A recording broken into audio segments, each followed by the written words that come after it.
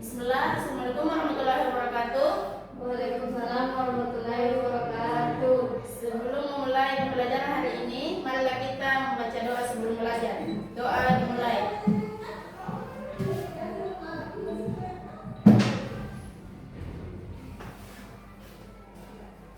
Doa selesai. Baik, apa kabar? Apa kabar hari ini adik-adik? Alhamdulillah. Jadi kita akan melanjutkan materi hari ini. Yang pertama itu syarat dan rukun nikah.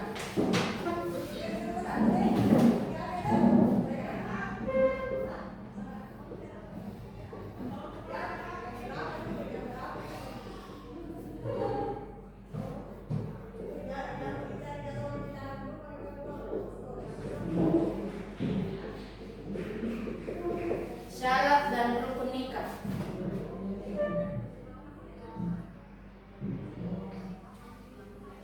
Rukun nikah adalah unsur pokok yang harus terpenuhi sehingga pernikahan menjadi sah. Jadi rukun nikah itu adalah unsur pokok yang harus ada dalam pernikahan. Jika salah satu rukun nikah tidak terpenuhi, maka pernikahan tidak sah menurut syariat Islam. Adapun rukun nikah ada 5, yaitu yang pertama calon suami, yang kedua calon istri, yang ketiga wali, yang keempat 2 orang saksi dan ijab kabul. Adapun syarat calon suami yang pertama. Jadi yang pertama itu calon suami. Calon suami itu syaratnya yang pertama beragama Islam, benar-benar laki-laki, menikah atas kemauan diri sendiri, tidak punya istri lebih dari 4, bukan mahram calon istri, tidak sedang ihram haji atau umrah. Artinya itu seorang laki-laki tidak boleh menikah saudara kandungnya atau perempuan yang masih istri orang lain. Yang kedua calon istri. Calon istri itu yaitu perempuan yang akan dinikahi. Syaratnya itu yang pertama beragama Islam, benar-benar seorang perempuan, mendapatkan izin menikah dari wali. Yang keempat bukan sebagai istri orang lain. Yang kelima bukan sebagai mutada atau wanita yang sedang dalam masa iddah. Artinya itu seperti seorang perempuan yang baru cerai masih harus menunggu masa iddah, tidak boleh langsung menikah. Yang ketiga wali. Wali itu adalah orang yang menikahkan mempelai perempuan, biasanya ayah kandung. Syaratnya itu laki-laki, beragama Islam, balik, berakal, merdeka, adil, dan tidak dalam masalah haji, masa ihram atau umrah. Jadi tanpa wali pernikahan tidak sah. Yang keempat 2 orang saksi. 2 orang saksi berfungsi untuk menyaksikan akad nikah. Syaratnya itu 2 orang laki-laki beragama Islam, dewasa, melihat dan mendengar, memahami bahasa yang digunakan dalam akad, tidak sedang mengerjakan ihram haji atau umrah, hadir dalam ijab kabul. Jadi agar pernikahan diketahui orang lain, tidak ada fitnah sebagai bukti sahnya pernikahan. Ijab dan kabul. Ijab kabul adalah ucapan akad nikah. Yang pertama menggunakan kata bermakna menikah atau menikahkan sebagai baik bahasa Arab, bahasa Indonesia atau bahasa daerah sang pengantin. Lafaz ijab kabul diucapkan berlaku akad nikah. Yang ketiga, antara ijab dan kabul harus bersambung, tidak boleh diselingi perkataan atau perbuatan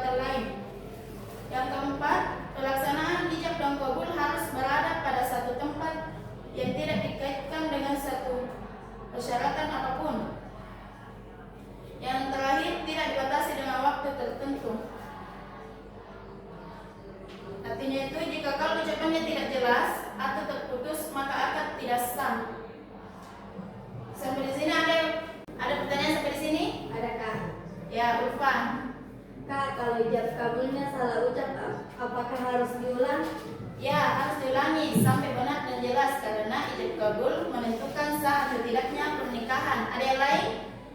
Saya Kak. Ya, bisa. Kenapa perempuan yang masih di masa iddah tidak boleh menikah? Karena masa iddah adalah waktu untuk memastikan tidak ada kehamilan dan memberi waktu berpikir setelah perceraian. Ngerti? Baik, lanjut. Wali dan saksi.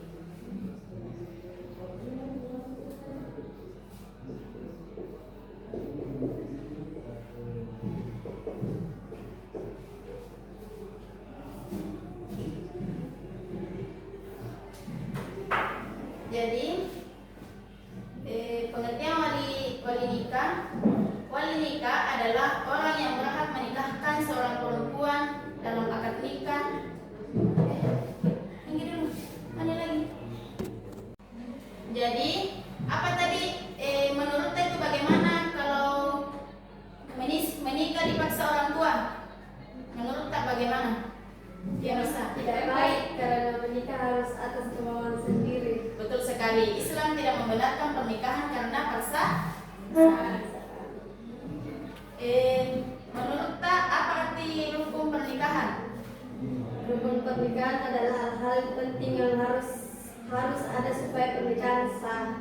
Betul sekali. Rukun itu ibarat tiang listrik. Kalau tidak ada, rumahnya akan roboh. Begitu juga nikah. Tanpa rukun maka nikah tidak sah. Ada pertanyaan sampai di sini? Ada Kak? Ya, Ulfa.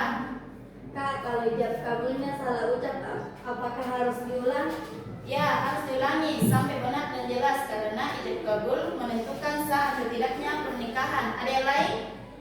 Saya Kak. Ya, bisa. Kenapa perempuan yang masih di masa iddah tidak boleh menikah?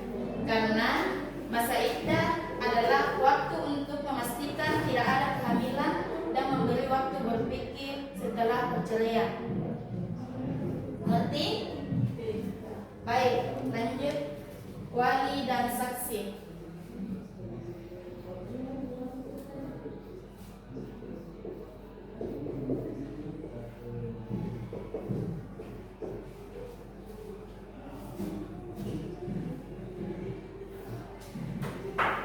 Jadi, pengertian wali nikah adalah orang yang berhak menikahkan seorang perempuan dalam akad nikah.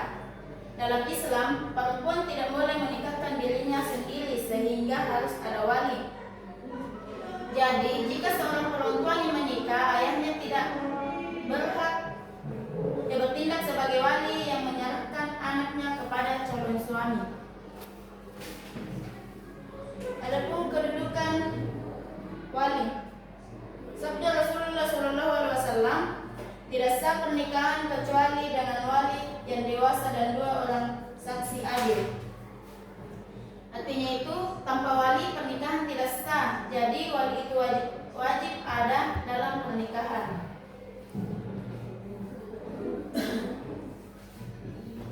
Adapun macam tingkat wali.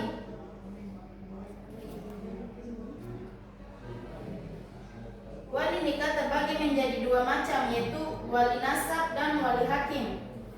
Wali nasab adalah wali dari pihak kerabat, sedangkan wali hakim adalah pejabat yang diberikan hak oleh penguasa untuk menjadi wali nikah dalam keadaan tertentu dan dengan sebab tertentu.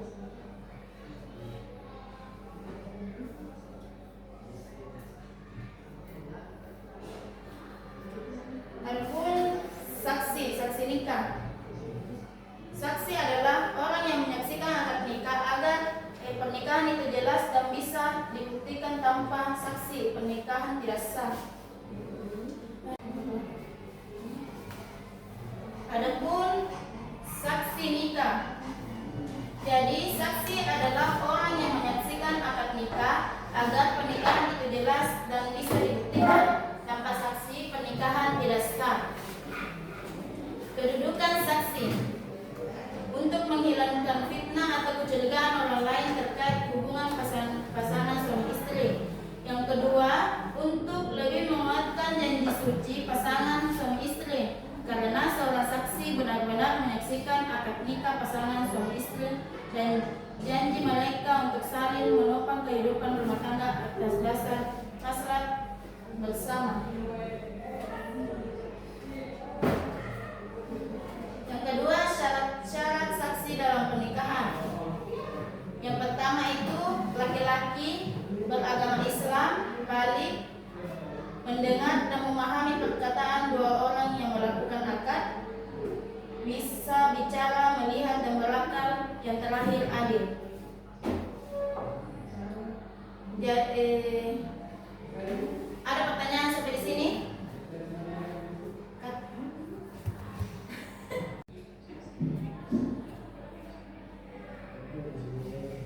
Baik adik-adik, sampai sini ada pertanyaan? Ya, bisa. Bisa bagaimana Pak? Tidak boleh karena wali harus dari garis ayat kandung, bukan ayat ibu. Ada yang lain?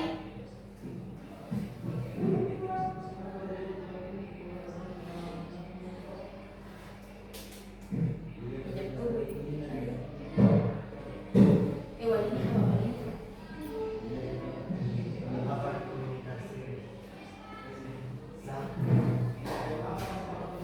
Jadi nikah siri secara agama bisa sah jika rukun terpenuhi, tapi secara hukum negara tidak sah.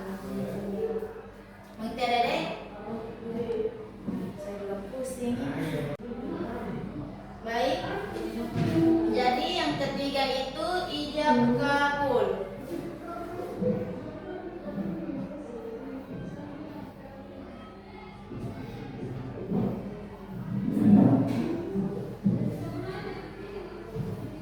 Itu ijab kabul.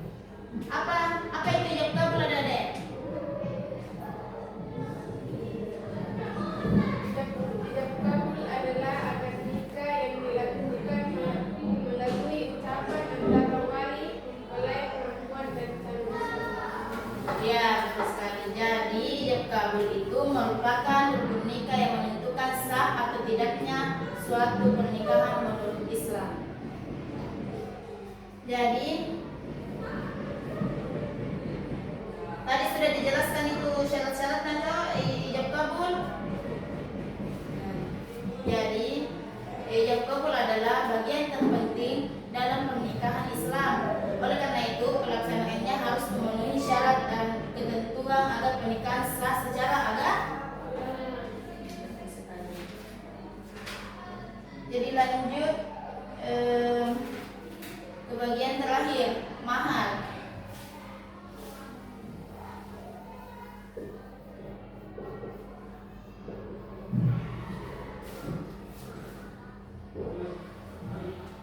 Ada yang tahu apa itu mahar? Jadi mahar adalah pemberian wajib dari seorang suami kepada istri ketika menikah. Jadi mahar atau mas kawin adalah pemberian wajib dari suami kepada istri karena sebab pernikahan. Artinya Islam mewajibkan laki-laki memberi mahar dengan ikhlas.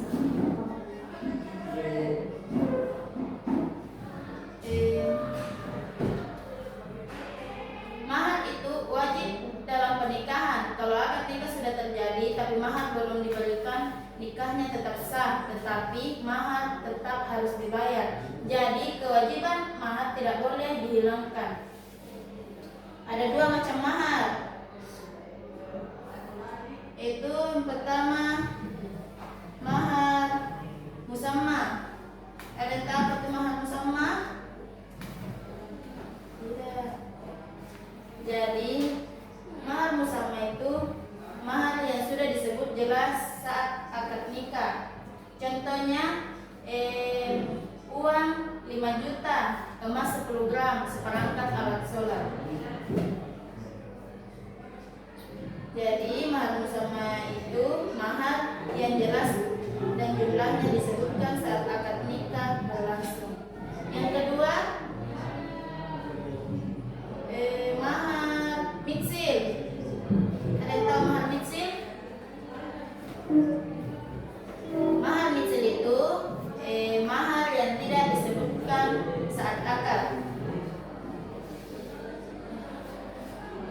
Jadi pembayaran mahar dapat dilakukan secara kontan atau dihutang. Apabila kontan maka dapat dibayar sebelum dan sesudah nikah. Apabila pembayaran dihutang maka teknis pembayaran mahar sebagai berikut. Yang pertama, wajib dibayar seluruhnya. Yang kedua, wajib dibayar separuh. Artinya itu wajib dibayar separuhnya apabila suami sudah melakukan hubungan seksual dengan istrinya atau salah satu dari pasangan suami istri meninggal dunia walaupun keduanya belum pernah melakukan hubungan seksual sekalipun.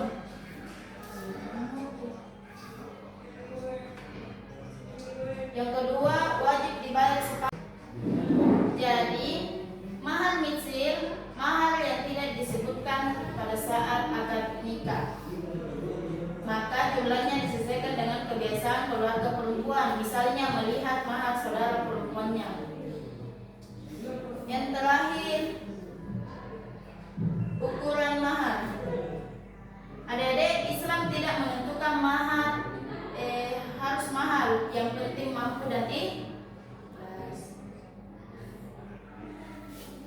Rasulullah SAW bersabda, sesungguhnya nikah yang paling diberkahi adalah yang paling sederhana maharnya. Jadi adik-adik yang perempuan jangan mahar tak karena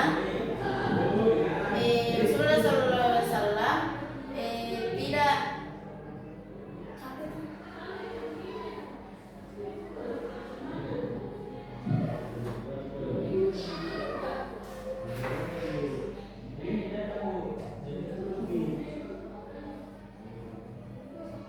jadi mahar bisa berupa uang, perhiasan, barang, bahkan mengajarkan Al-Quran. Sampai di sini ada pertanyaan adik?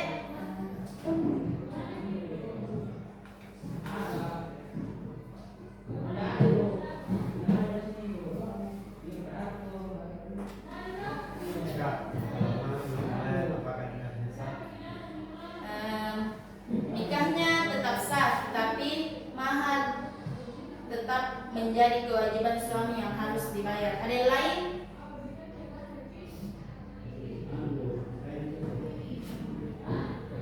Ya bisa.